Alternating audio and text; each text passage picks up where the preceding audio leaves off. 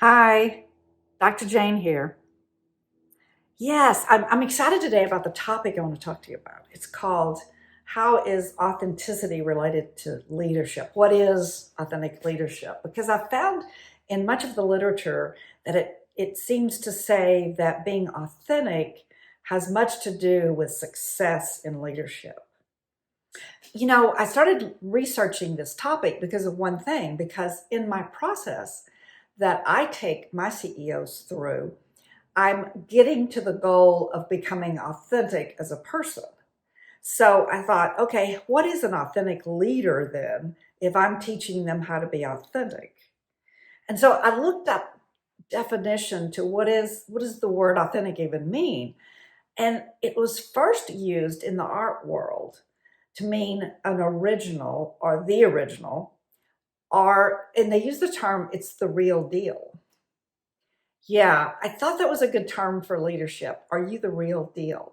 And so, as some of the definitions came up when I was looking at the in the literature, one of them was to be yourself and to know yourself so well that you knew what your core values were, your belief system, your strengths, your weaknesses, to know all those things so well that you were consistent in being who you were.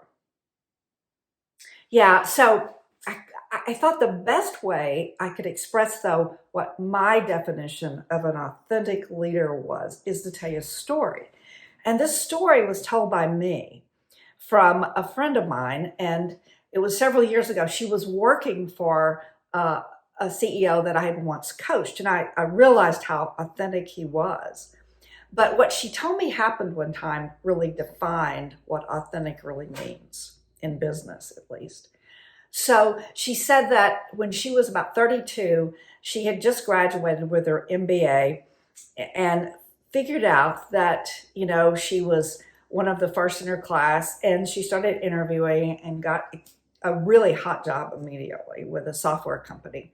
And she said she did really well the first year and got quickly promoted to being the lead in a sales campaign. And she said it was with a company that was kind of a stretch for the company she worked for. So she knew it was important and there was a lot of pressure on her. Well, she failed. The whole campaign fell apart and she lost the customer. Well, here she was, having only worked there about a year. And she said, I was petrified. And she said, I got even more scared when she said the CEO stopped by my desk the afternoon it fell through and said, let's have lunch tomorrow. Well, she said, okay, I figure he's going to fire me, or something is not going to come good of this. This is an easy way to let me down.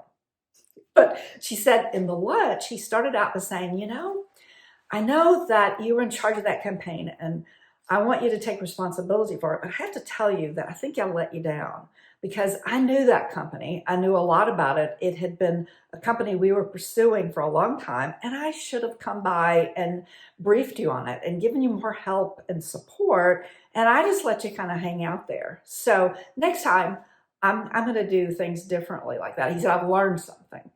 And then she said he turned to her and he said, what did you learn out of this?